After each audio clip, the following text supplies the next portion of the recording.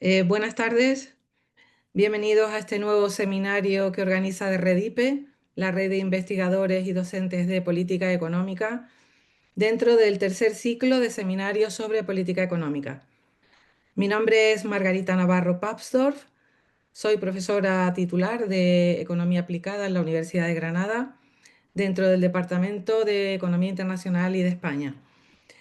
En primer lugar, quisiera felicitar a los organizadores por esta magnífica iniciativa, pues estos encuentros son catalizadores de nuevas ideas que inspiran y motivan a las personas que estamos interesadas en estas materias y que en muchos casos son germen para colaborar en futuros proyectos.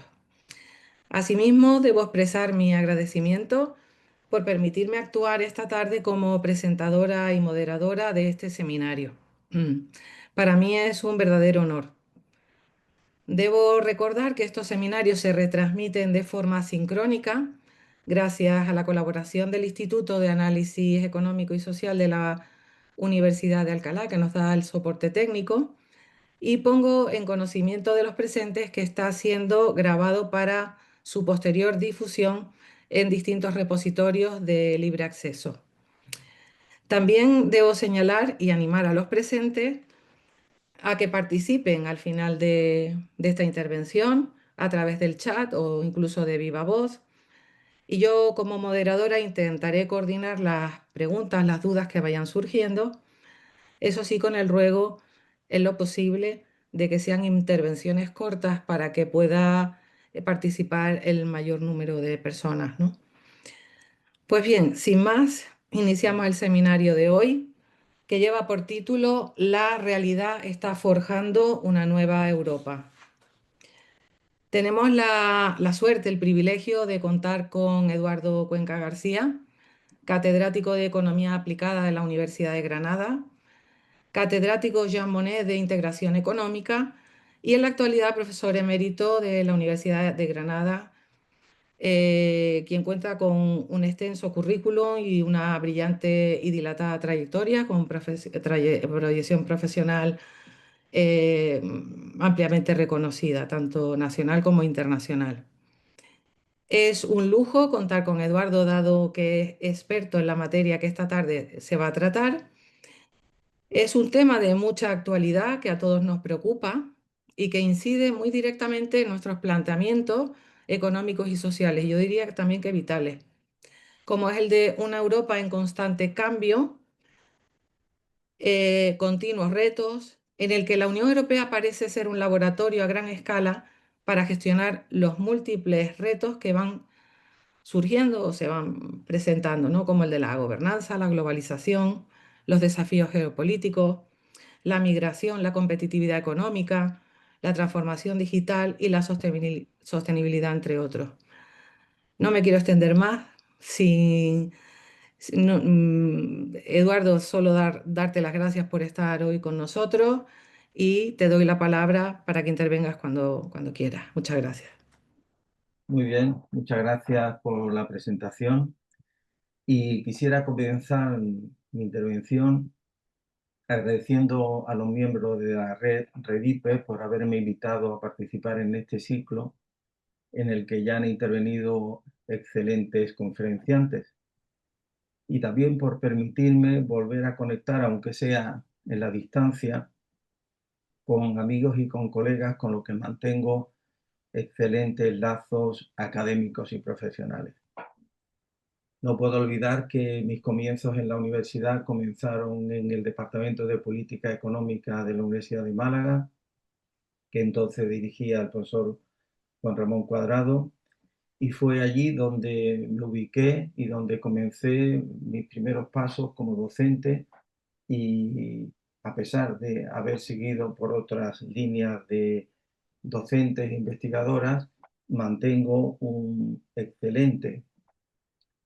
mantengo excelentes relaciones, no solamente con él, sino con todo el grupo de profesores e investigadores de política económica que él ha venido dirigiendo durante tantos años. Pues bien, dentro de este ciclo entiendo que me toca abordar un tema un poco más general de los que van a desarrollar los ponentes que me van a seguir. y que serán probablemente más relacionados con aspectos más concretos de la política económica. Pero cuando me propusieron hablar en este seminario, se me ocurrió que unas reflexiones sobre la Unión Europea y su situación actual serían probablemente un buen telón de fondo para lo que iba a venir posteriormente. Y eso es lo que pretendo hacer en los próximos minutos. Pues bien, cuando comienzo mi intervención advirtiendo que el tema que se me ha propuesto y que quiero desarrollar es un tema muy complejo, con muchas caras, muchas aristas y muchos enfoques diferentes son los que podríamos centrarnos. Pero algo que no podré hacer por el tiempo que se me ha asignado, ni tampoco porque no quiero abusar de la paciencia ni aburrir al auditorio. Por lo tanto, me centraré en algunos de los posibles temas que puedan generar más interés dentro del ámbito de la política económica. Y es que todos sabemos que la realidad la forman un conjunto de piezas muy diversas, de carácter económico, político, social, de seguridad, etcétera, que debemos ir encajando si pretendemos obtener el mejor diagnóstico y la mejor perspectiva de la misma. Al final, la suma de esos conocimientos será los que nos acerquen más al objeto que pretendemos describir. Pues bien, mi intervención la voy a dividir en tres partes. Haré un breve repaso histórico sobre lo que representa la Unión Europea en estos momentos y resaltaré lo que entiendo que han sido los momentos más importantes de su historia. En segundo lugar, expondré desde mi punto de vista cuáles son algunas de las amenazas que rodean este proyecto que después de 75 años de vida sigue adelante. Sería esa la realidad que en estos momentos está incidiendo en la Unión Europea y en la que voy a centrar mi intervención. Por último, terminaré con unas reflexiones sobre cómo contemplo el futuro de la Unión. Bien, sobre la conciencia de lo que representa la Unión Europea. Miren, cuando empiezo mis cursos de Economía de la Unión Europea en la universidad, el primer día, pues les suelo preguntar a los alumnos, a esos que van a tomar el testigo de lo que hasta ahora se ha construido en la Unión Europea, les pregunto, ¿qué pensáis sobre el proyecto europeo? ¿Qué idea tenéis? ¿De dónde venimos? ¿Hacia dónde vamos? Y el caso es que la respuesta a estas cuestiones reflejan un preocupante desconocimiento. Después de 40 años en la Unión Europea, todavía sigue algo desconocido e ignorado para muchos. La conclusión es que, como escribió el filósofo búlgaro Vetan Todorov, no se ama o defiende lo que no se conoce. Y lo primero que le transmito es algo que hoy está casi olvidado, y es que la paz es uno de los fundamentos de la Unión Europea. La paz entre países y la paz social. En este esquema sobre las guerras en Europa se puede entender la preocupación por el problema de la paz. Se puede contemplar cómo durante siglos el continente ha sido un verdadero campo de batalla, interrumpido solo al final de esta línea del tiempo por 80 años de paz promovidos en gran parte por la Unión Europea.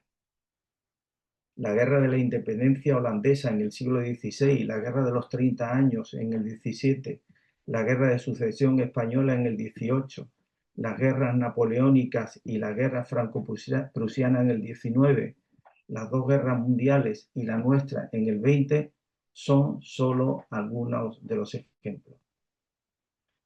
Miren, cuando realizaba mis estudios europeos en Francia, entre las visitas de campo que hacíamos, además de visitar las instituciones de Bruselas, para concienciarnos de cómo se vivieron los últimos conflictos bélicos en territorio europeo a una generación que no había vivido la guerra y para mostrarnos qué era lo que había que evitar en el futuro, visitamos los cementerios de Verdún, uno de tantos en esa parte de Europa.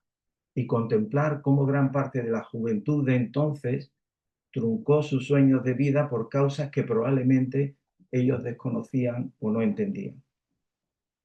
O visitar en pleno invierno las trincheras que aún quedan de la Primera Guerra Mundial y poder imaginar cómo debían haber vivido aquellos momentos esos jóvenes de 20 años esperando el ataque enemigo. Era en aquel momento una forma de visualizar las consecuencias trágicas de la guerra y sus efectos y de valorar la paz a una generación que solo habíamos recogido sus frutos. Precisamente este año, el 9 de mayo, se celebró el 75 aniversario de la Declaración de Schuman, precursor de un proyecto cuyo objetivo principal en ese momento era traer la paz a Europa. Y el 12 de junio pasado cumplimos 40 años de la firma del Tratado de Adhesión a las Comunidades y nos hacíamos parte de ese proyecto común. El otro argumento que sustentaba la necesidad de una paz en Europa se fundamentaba en la obra de Immanuel Kant sobre la paz perpetua, que abogaba por una unión de pueblos que superaran los conflictos entre estados. La paz no es un estado natural, decía Kant, debe ser establecida y garantizada. Y más adelante añadía, el comercio entre naciones es el mejor antídoto contra la guerra. Estas son ideas sobre las que necesitaríamos reflexionar en estos momentos tan convulsos. Y es que, como se puede comprobar, los libros arden mal y sus mensajes resisten el paso del tiempo y nos advierten de los peligros que aún pueden seguir latentes. Kant tenía la convicción de que la paz perpetua es posible, siempre y cuando el hombre se convenza de que hay que abandonar el mecanismo de la guerra, algo realmente complicado, y plantearse la paz como un fin y como un deber. En este sentido, como ha señalado el historiador George Kennan, refiriéndose a la Unión Europea, la política exterior de la Unión Europea ha sido la de más éxito de la segunda mitad del siglo XX y ha logrado lo que siglos de guerra no pudieron conseguir, una Europa unida en paz. Motivo más que sobrado para la concesión del Premio Nobel de la Paz a la Unión Europea en 2012. A estos argumentos históricos filosóficos se unieron los economistas. Apoyados en las nuevas teorías, los economistas respaldaron que estos modelos de integración tenían ventajas y beneficios económicos para los bloques que se iban creando. Wiener, Bela Balazs, Vanek y posteriormente Robert Mundell así lo recogían en sus teorías, animando a los países a conseguir todas esas ventajas y beneficios económicos que la integración puede proporcionar. Pues bien, partiendo de estas premisas, la Unión Europea actual fue profundizando y ampliándose con nuevos Estados miembros. Como se puede ver en la pantalla, el proceso ha sido doble, profundizar y ampliar. Se ha profundizado con los tratados originales de París y Roma, luego con el Acta Única, que crea el mercado único con las tres libertades, el Tratado de Maastricht, que amplía no solamente a los objetivos económicos la política exterior y de seguridad y la cooperación en el ámbito de la justicia y los asuntos de interior. Después vino el Tratado de Ámsterdam, como no, la fallida Constitución Europea, el Tratado de Niza, que prepara las instituciones para recibir a 12 nuevos países, y finalmente el Tratado de Lisboa, hoy en vigor. Paralelamente, se han ido produciendo 6 ampliaciones. Veo que en la diapositiva faltaría la bandera de Portugal entre 1981 y 86. Pues se han ido ampliando con países que han estado interesando en compartir este experimento hasta completar los 27 estados actuales. Pero también se ha creado una moneda común, se ha vuelto a la casa común. Tras la caída del muro de Berlín, un grupo de países que quedaron al otro lado del telón de acero tras la Segunda Guerra Mundial se unen al club y simbólicamente fue el reencuentro de las dos Europas. Juntos hemos superado varias crisis, la crisis de la silla vacía en 1965, la crisis del presupuesto comunitario, la crisis del euro, el Brexit y la del COVID con sus graves consecuencias que todos conocemos. Resumiendo, unos resultados que ni los más optimistas podrían imaginar al principio de esta historia. En la segunda parte nos preguntamos cómo se vive en la actualidad este proyecto que después de 75 años sigue con vida. Pues bien, se han conseguido grandes logros, pero la tarea evidentemente no está terminada.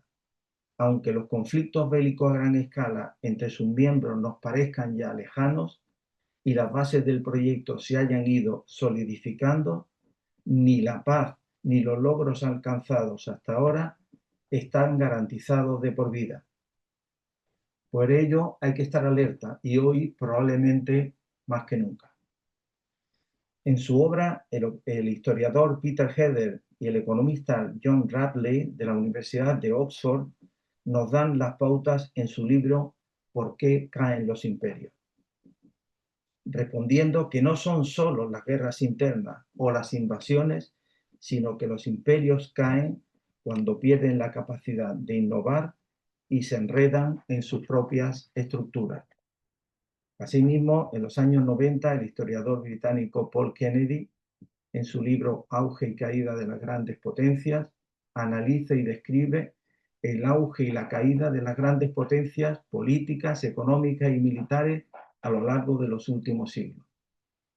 La sobreextensión, decía, y la incapacidad de adaptarse a los cambios económicos son las causas principales del declive. Pero aunque Europa tiene grandes fortalezas, también presenta sus debilidades estructurales que amenazan con minar su cohesión interna y su influencia global. El futuro de la Unión Europea se encuentra en un punto de inflexión con luces y sombras, y las causas de estas tensiones tienen que ver con factores como la crisis económica. En los años 90 creíamos que habíamos conquistado el mundo económico. Algunos economistas pensaron que a través de sus modelos sofisticados se habían encontrado los mecanismos para resolver y anticiparse a las crisis. Pero la realidad demostró que no era exactamente así. Las secuelas de la gran recesión de 2008 y las provocadas por la pandemia, por el COVID, redujeron la velocidad del proceso de integración y limitaron las posibilidades de acometer reformas que eran muy necesarias. El resultado es que el porcentaje de la población de la producción global de Occidente bajó del 80 al 60% y ha seguido bajando, aunque con más lentitud. Se ha producido una caída de los ingresos reales, un desempleo juvenil disparado. Los servicios públicos quedaron erosionados por el espectacular aumento de la deuda tanto pública como privada. Ese deterioro general de los problemas económicos y financieros en particular generaron un gran malestar interno con movimientos sociales generalizados en todos los países, que provocaron dos reacciones: la pérdida de la autoconfianza de la década de los 90 y la pérdida de fuerza del discurso político liberal democrático de Occidente. Ambas reacciones han ido restando fuerza a la locomotora europea, dando paso a las dudas y a las divisiones internas entre países. Junto a esta desconfianza en los citados modelos liberales que trajeron la prosperidad en otras épocas, otros modelos, en particular la planificación central autoritaria del Estado chino, ganaron creciente influencia en el escenario mundial, avalados por una economía, la China, que en el transcurso de 4 décadas tuvo una asombrosa media de crecimiento anual de sus ingresos per cápita.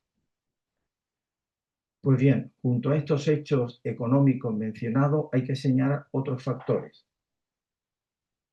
Se produce un giro en el equilibrio de poder mundial en contra de las potencias de Occidente y sobre el que había que preguntarse: ¿es un declive que puede revertirse o es una evolución casi natural a la que Occidente tendría que adaptarse? Los nuevos conflictos globales configuran una nueva guerra fría en la que potencias como China, Rusia, Irán buscan desestabilizar las democracias liberales. En la Conferencia de Seguridad de Múnich de 2018 sobre política de seguridad internacional, y cuyo objetivo es debatir los temas de actualidad de la política exterior, de seguridad y de defensa, y cuyo eslogan es paz a través del diálogo, ya en 2018 se reconoce que el mundo estaba dislocado, referido a la sensación general de tensión, incertidumbre y falta de orden en la política internacional, destacando la cercanía de un posible conflicto nuclear y el debilitamiento, de la diplomacia. Previsiones que no se alejan mucho de lo que estamos viviendo en estos momentos. De todo ello se podrían sacar dos conclusiones. Primero, en el contexto internacional se están dando soluciones simples a problemas muy complejos y que el mundo actual es menos europeo. De los 10 mayores países del mundo, solo 3 son europeos. El desarrollo económico a gran escala de las grandes potencias periféricas han desafiado el dominio, que coincide con un cierto declive y desplazamiento del viejo centro de poder económico, es decir, del apogeo de Estados Unidos, la Unión Europea y Japón, etcétera, a otro que poco a poco se ha ido deslizando hacia la India, Pakistán, Indonesia, Vietnam, etcétera. Es decir, se está desplazando el centro de gravedad de la economía mundial hacia Oriente y el mar de China. Sin embargo, los que todavía no han entendido o asimilado esta realidad intentan reaccionar con esquemas erróneos o desinformados, cuyo objetivo es frenar y revertir este declive. Pero no es posible hacer América grande de nuevo, o el Reino Unido, o la Unión Europea, porque las bases del actual poder estratégico global han cambiado. El Reino Unido o Estados Unidos, con su política de velar por sus intereses, se arriesgan a acelerar y a ahondar más en ese declive. Preocupa también la falta de liderazgo tecnológico y la pérdida del espíritu innovador en Europa. Estamos en plena revolución tecnológica, pero nuestra industria sigue dependiendo en gran medida de tecnologías extranjeras, algo insostenible en un mundo cada vez más polarizado y proteccionista. Mientras que Estados Unidos y China invierten miles de millones en inteligencia artificial, la Unión Europea sigue debatiendo sobre regulaciones, sin tener una estrategia clara en el campo de la innovación.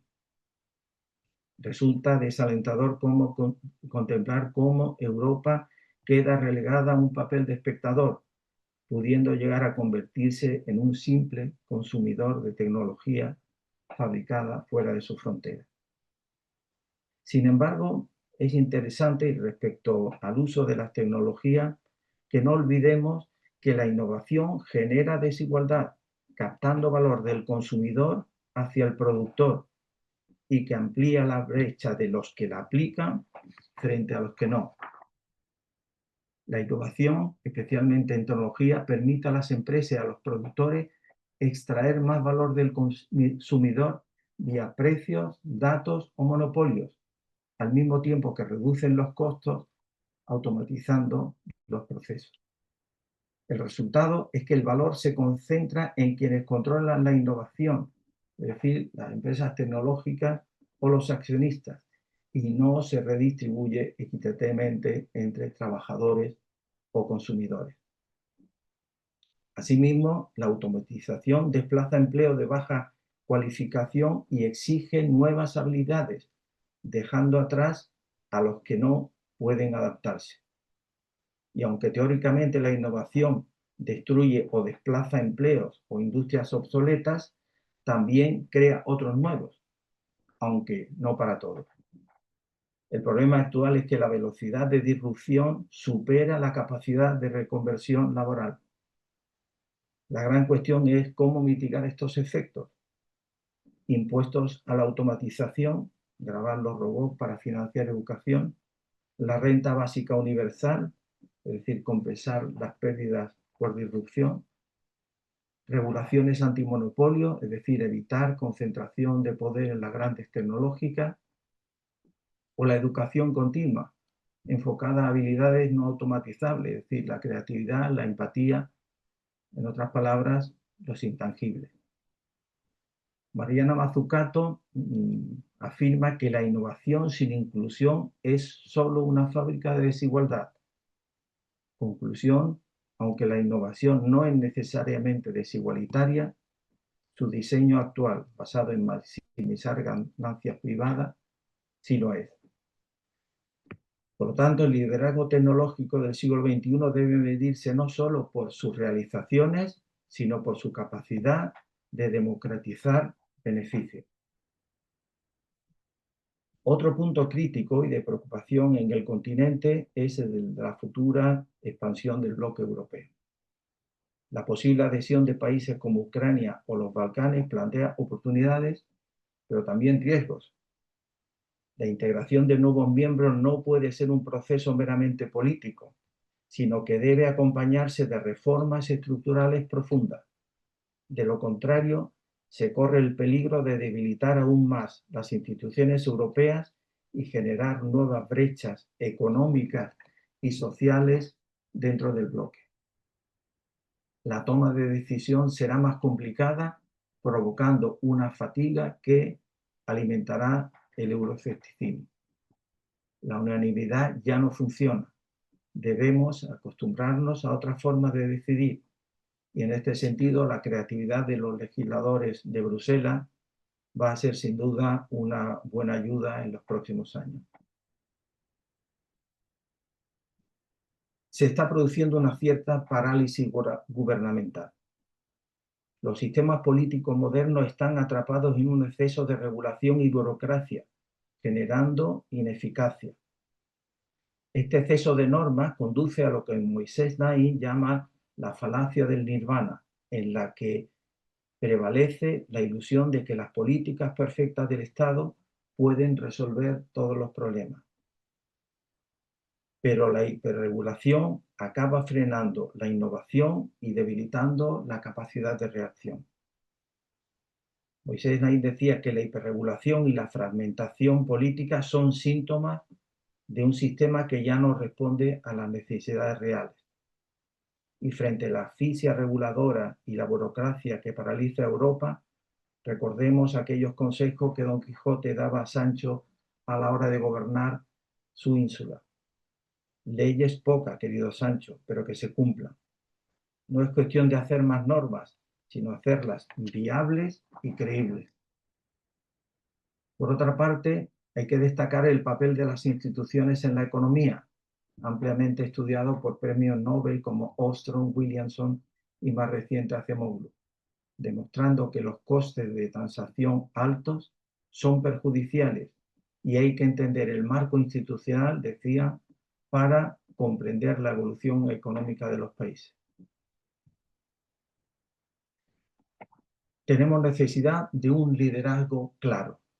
Frente a estos problemas y a la necesidad imperiosa de afrontarlos, falta una narrativa alternativa y buenos narradores.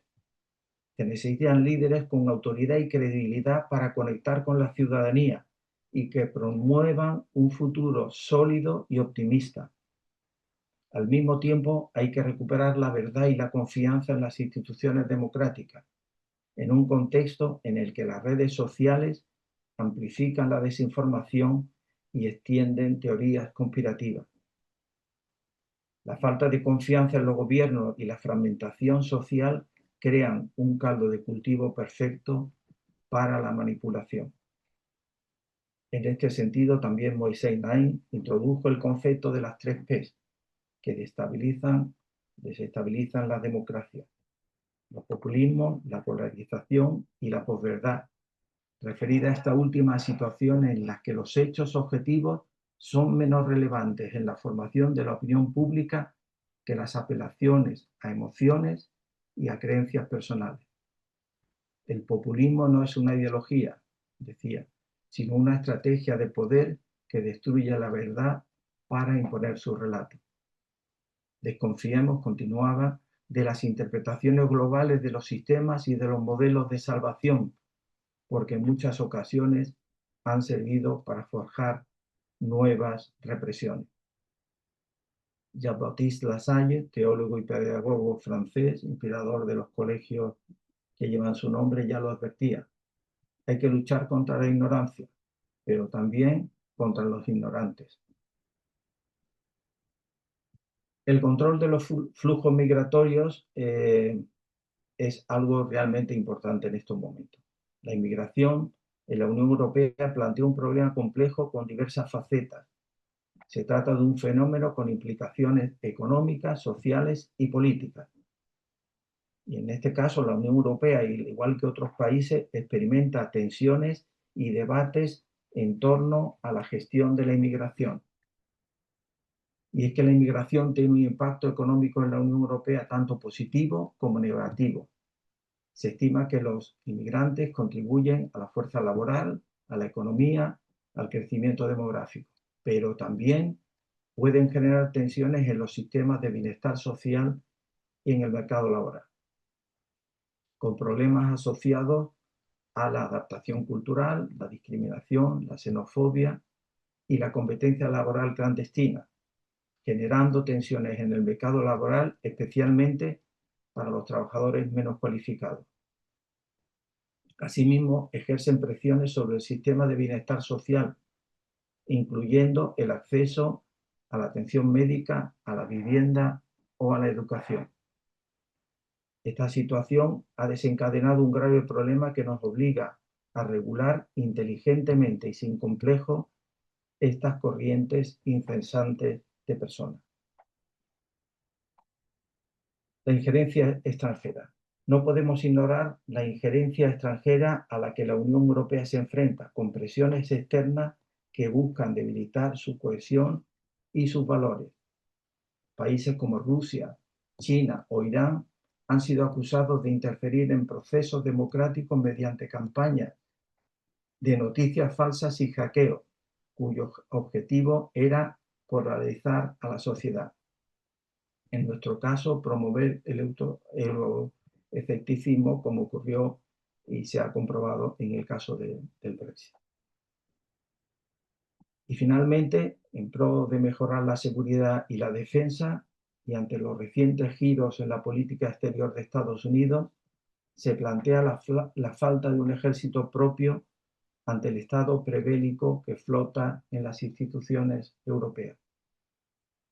El caso es que hoy tenemos la guerra a pocas horas, no ya de avión, sino de coche. Tenemos incendiado nuestro entorno, con Rusia por una parte amenazante, también el Mediterráneo Oriental con Israel, Palestina, Irán o Siria, y el Mar Rojo, que es entorno europeo, y con la crisis de octubre de 2023, con los ataques de los hutíes a los buques comerciales, se ha generado una serie de problemas que afectan al transporte marítimo global, al comercio y a la seguridad. Esto ha provocado retrasos en las entregas, aumento de fletes, congestión en los puertos, desviación de ruta, lo que ha impactado en la economía mundial y en la logística. Y por último, el Sahel, que no es entorno europeo, pero que a nosotros nos está repercutiendo en el desorden migratorio que tenemos. Y ello se traduce en una política exterior y de seguridad en donde hay contradicciones y discrepancias. La dependencia de la OTAN y por tanto de Estados Unidos y los conflictos en las fronteras europeas, como el caso de Ucrania, reavivan el debate con argumentos a favor y en contra. Los que apuestan por un proyecto de seguridad propio de una OTAN europea olvidan de que un proyecto de esa magnitud tarda muchos años en construirse y nosotros tenemos la guerra ya en nuestras propias puertas. O se olvidan de valorar el coste que ello supondría para los ciudadanos. Europa tiene que ser consciente de que el mundo ha cambiado, aunque a veces da la impresión de que sigue anclada en el mundo de ayer. Y finalmente, ¿cuáles son las perspectivas que presenta la Unión Europea para los próximos años? Para hacer frente a un escenario tan complejo, se detectan ciertas debilidades, como hemos señalado, que podrían en el futuro afectar al conjunto de la Unión si no nos adaptamos a la realidad. La Unión Europea no está vacunada de las consecuencias de esas flaquezas o debilidades que muestra. Y ante estas amenazas y conflictos hay que actuar con respuestas contundentes. No obstante, por introducir una dosis de optimismo en el panorama descrito, el futuro de la Unión Europea no tiene por qué desembocar en un desmoronamiento catastrófico de la Unión, ni en un declive económico a gran escala, ni una crisis general en lo social, político, cultural que destruya lo hasta ahora construido. Pero ante esta amenaza caben dos medidas: o reinventar Europa o gestionar con inteligencia este aparente declive que está sufriendo. Partiendo de la idea de que no es posible hacer grande de nuevo a Occidente, en el sentido de volver a dominar globalmente y de forma incontestable el mundo, sí será necesario un ajuste para insertar lo mejor de la civilización de Occidente en el emergente nuevo orden global. O de lo contrario, perder la esperanza de mantener la prosperidad de Occidente en ese mundo reconstruido. En el futuro de Occidente, y en ellos incluimos a la Unión Europea, va a depender de que sus líderes tomen decisiones trascendentales en los próximos años. Y ello dependerá de la capacidad de la sociedad para superar la polarización y de los líderes para actuar con integridad. La diferencia es que esta vez el fracaso no significaría el mantenimiento del statu quo, sino la probable subordinación del continente a dinámicas globales sobre las que tendría escasa capacidad de influencia. Pues bien, frente a este panorama, las preguntas que flotan son: ¿existe la voluntad colectiva para abordar reformas profundas que implican cesión de soberanía y compromisos financieros sin precedentes? ¿Pueden las instituciones europeas recuperar la confianza ciudadana erosionada por las crisis sucesivas? ¿Será capaz de hacerlo antes de que sus propias contradicciones la desgasten hasta el punto de la irrelevancia? La respuesta a esta pregunta determinará si la próxima generación de europeos habitará un continente que lidere la innovación global, el bienestar y los valores sociales y políticos, o una Europa que gestione decorosamente su progresiva irrelevancia. Tal vez otra de las claves para recuperar la confianza en la Unión Europea resida en humanizar el proyecto. Existe una percepción bastante generalizada de que la Unión Europea es un entramado de instituciones burocratizadas, alejadas de la realidad de los ciudadanos. Pero a pesar de esta idea, Europa sigue siendo un referente en derechos sociales y calidad de vida. Mientras que otras regiones priorizan el crecimiento económico a cualquier costo, la Unión Europea ha mantenido un equilibrio entre el desarrollo y la protección social. Europa debe ser un faro de humanismo. Humanizar el proyecto europeo significa acercar la Unión Europea a las preocupaciones cotidianas de las personas, superando la percepción de que es una entidad burocrática y distante. Se trata de poner en el centro a los ciudadanos, sus necesidades y aspiraciones, para que la integración europea no sea solo un proceso económico o político, sino una herramienta para mejorar vidas. empleo digno, sanidad accesible, vivienda, migración controlada, espacio de justicia, salarios mínimos dignos, conciliación laboral familiar, cultura y valores. Humanizar implica transparencia y rendición de cuentas. Nada de promesas sin asumir responsabilidades.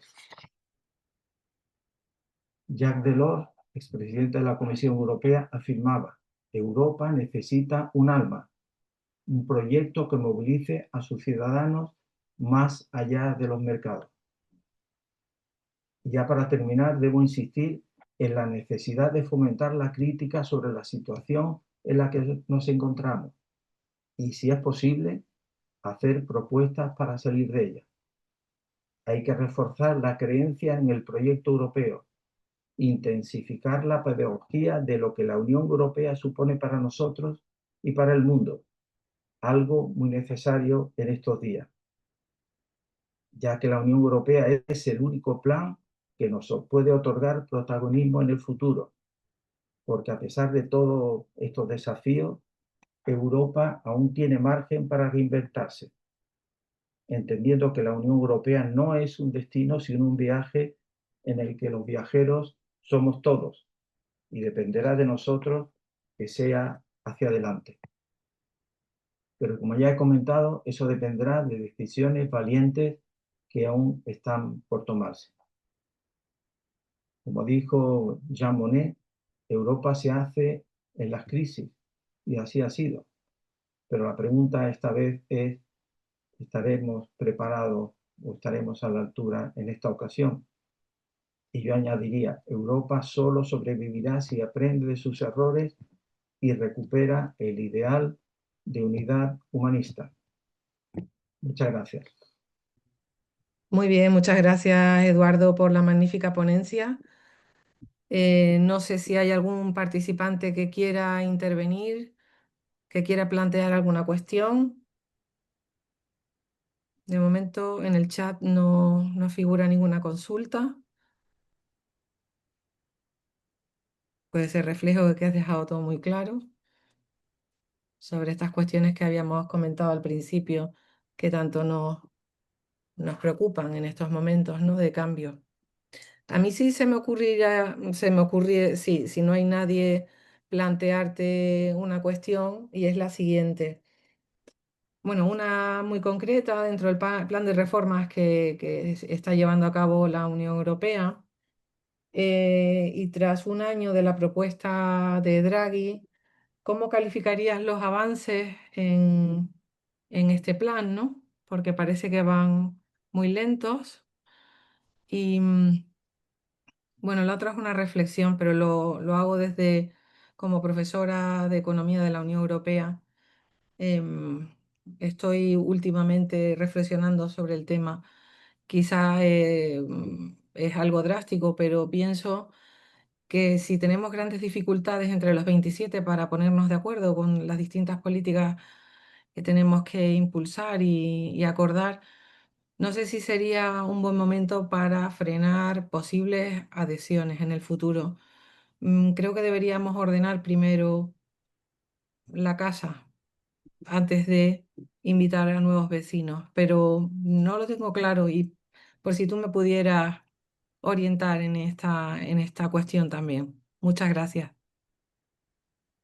Bien, respecto a la primera pregunta, efectivamente, en la línea de lo que hemos comentado y otros temas que por falta de tiempo no hemos podido abordar, se elaboró el plan Draghi, que era un plan de más de 200 medidas para sacar a la Unión Europea de la situación en la que se encuentra, ¿no?, de resolver todos esos retos que se están planteando.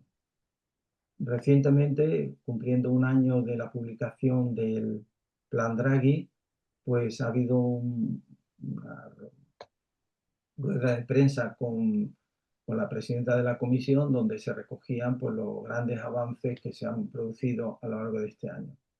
La verdad es que el balance era bastante pobre.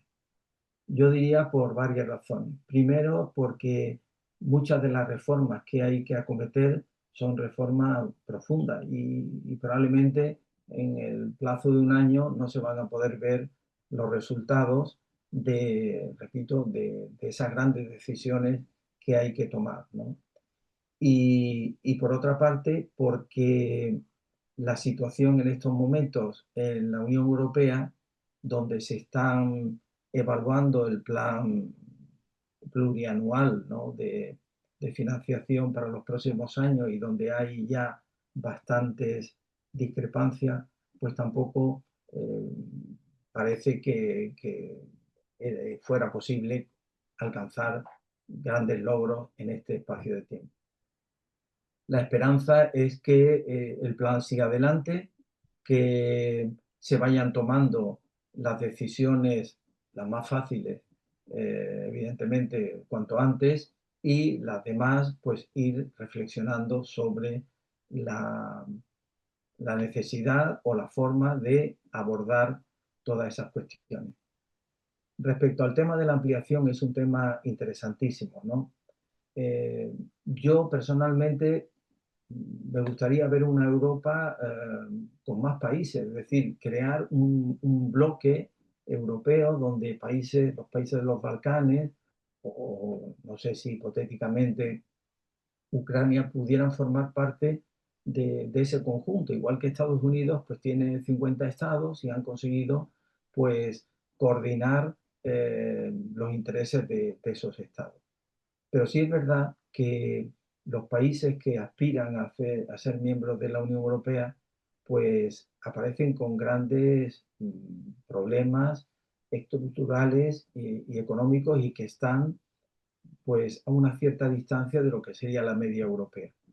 Yo entiendo que, como he dicho en mi intervención, no deben ser razones de tipo político, es decir, pues tenemos más socios, la Unión Europea eh, se agranda, ¿no? Sino que habría que hacer pues un análisis serio de cuáles son las consecuencias de la adhesión de estos países y de los que puedan venir y sobre todo el coste, porque estamos hablando de una serie de partidas que se quieren, digamos, integrar dentro del presupuesto de la Unión Europea y tampoco hay, digamos, mucho interés por parte de algunos países de incrementar el volumen del presupuesto europeo que es relativamente bajo, ¿no? Está en torno al 1% del PIB de los 27. Por lo tanto, yo diría que con el corazón diría que sí a las futuras ampliaciones, pero eh, con la realidad diría en su momento y cuando se hayan aclarado pues partes de la negociación que todavía, como sabemos, en algunos casos pues es tan difícil de llegar a un acuerdo, ¿no? Muy bien, pues muchas gracias por arrojar luz a estas dudas que tengo en mi cabeza y que a veces no, entendiendo que es un proyecto de paz, de reunificación y que cumplió y ha cumplido sobradamente, como bien hemos podido ver en la primera diapositiva, su cometido, sí es verdad que me inquieta mucho por los acontecimientos que estamos viendo y que además se suceden con muchísima rapidez y velocidad. Muy bien, yo no sé, no sé si alguien más quiere intervenir y si no es así, pues daríamos por concluida la sesión, si os parece bien. Nuevamente agradecer a los organizadores la iniciativa y, por supuesto, eh, por mi parte, la invitación a actuar como presentadora y moderadora en este tercer ciclo de seminarios de política económica. Pues muy buenas tardes, Eduardo. Muchísimas gracias por tu intervención y generosidad en la participación y seguiremos viéndonos en futuros seminarios dentro de este ciclo. Gracias a todos. Yo quiero dar las gracias también por esta oportunidad. Quiero animar a los profesores a los docentes de la rama de política económica y yo diría que en general, ¿no? Sobre lo que acabo de comentar, sobre más pedagogía sobre los temas europeos. Hay un gran desconocimiento, basta que aparezcan noticias que vienen de cualquier sitio para que la opinión pública se decante hacia un sitio o hacia otro, y yo creo que es necesario que haya una mayor pedagogía de lo que es la Unión Europea, cómo funciona, cuáles son los grandes retos y sobre todo lo que también he insistido es acercar el proyecto europeo a los ciudadanos. Los ciudadanos desconocen, no están familiarizados con la Unión Europea, con sus instituciones, como decía antes, con el origen. Y eso, desde el mundo universitario, evidentemente tenemos que hacer un gran esfuerzo para que eso cambie y que los ciudadanos sientan el proyecto europeo como algo suyo y sobre todo que nos va a dar voz en ese mundo que se está generando, ¿eh? Y en el que podamos defender nuestros valores, nuestros sistemas participativos políticos y, en definitiva, velar por el bienestar de los ciudadanos.